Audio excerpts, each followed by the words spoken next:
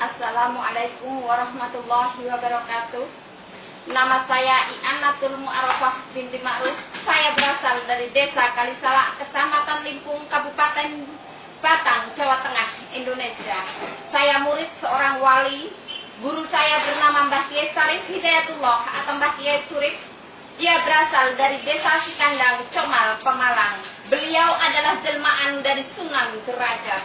Kakek saya Mbah Paat adalah jelmaan dari Sunan Kalijaga. Sunan Kalijaga dikenal semua orang bahwa dia adalah anak Adipati Tuban, tapi sama sekali tidak. Beliau adalah anak kandung dari Eyang Santang dan istrinya yaitu Nyai Ratu Ayu Ireng atau Nyai Ireng yang selalu mendampingi saya.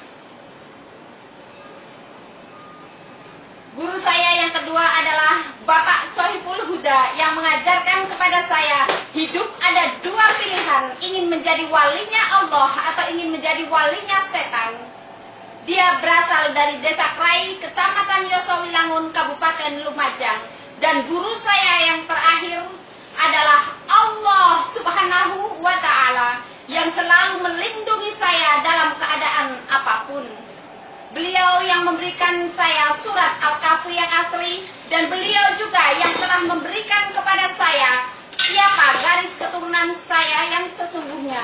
Saya adalah cucu dari Sunan Kalijaga. Sunan Kalijaga anak dari Eyang Santang. Eyang Santang adalah Sayyidina Ali. Sayyidina Ali anak kandung dari Prabu Siliwangi. Prabu Siliwangi adalah Syekh Abdul Qadir Jailani.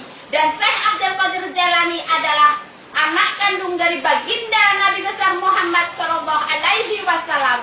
Beliau yang akan mewariskan kepada saya tahta kerajaan dunia dan juga akan mewariskan kepada saya yaitu Al-Quran. Bunyi Al-Quran yang saya pelajari adalah Al-Quran diturunkan bukan untuk perpecahan, tetapi Al-Quran diturunkan untuk perdamaian dunia, mendamaikan antara orang Islam dengan orang Kristen, bahwa orang Kristen bukan orang kafir. Aku akan memasukkan siapa saja ke dalam golongan orang yang beriman, tidak memandang bentuk rupa wajahnya dan pakaiannya, tetapi yang dilihat adalah hatinya. Barang siapa yang berjihad mengatasnamakan Allah dalam kurung jihad fisabilillah, hanya ingin namanya dikenal, aku akan memasukkan dia ke dalam lembah neraka jahanam.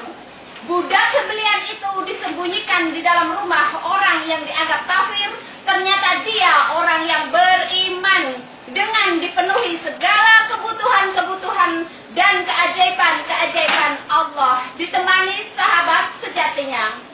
Di saat Allah mengeluarkan budak sembelian itu dari tempat persembunyiannya, setan-setan berhamburan, tanda bahwa murka Allah ada di depan mata.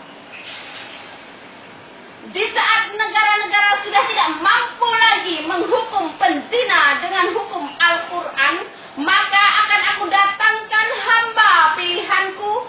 Dia akan bercerita kepadamu tentang keajaiban-keajaibanku. Apabila diceritakan kepada orang yang beriman, dia akan percaya hal itu. Dan apabila diceritakan kepada orang yang munafik, dia akan berkata, itu ada pada zaman nabi-nabi saja, itu ada pada zaman dahulu kala, zaman sekarang sudah tidak ada lagi. Budak sembelian itu akan dihukum, dan yang menghukum adalah para wali dan para nabi, saudara-saudaranya, teman-temannya, sahabat karibnya, disaksikan oleh raja-raja di seluruh dunia. Di saat budak sembelian itu dihukum, maka seluruh dunia akan segera dihukum atas perbuatannya masing-masing.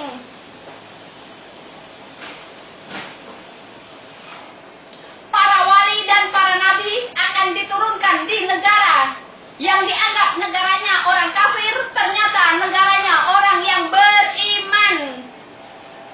Saya akan dihukum di Masjid Darul Aman, Singapura, dan para wali, para nabi akan diturunkan di Singapura. Setelah itu, budak sembelian itu segera menikah dengan pangeran pujaan hatinya yang dia idam-idamkan sedari dulu kala.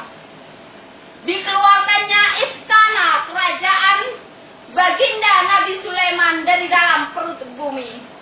Dunia akan kembali menjadi kerajaan dunia dipimpin oleh Ratu Adil. Budak kebelian itu segera dinobatkan sebagai Ratu Adil.